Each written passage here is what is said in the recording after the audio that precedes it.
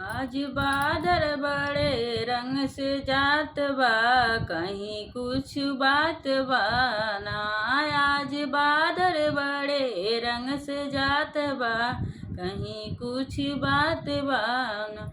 पियवा गइल परदेस, नाही भेजले संदेश। पियवा गइल परदेस, नाही भेजले संदेश। हमरे टिकवा का रंग उदास बा, कहीं कुछ बात बा ना।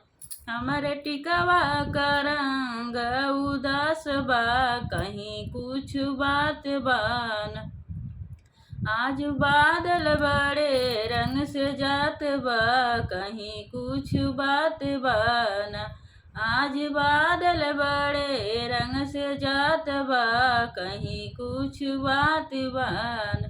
पियवा गइल परदेस, नाही भेजले संदेश। पियवा गइल परदेस, ही भेजले संदेश। हमरे नथिया का रंग उदास बा, कहीं कुछ बात बा।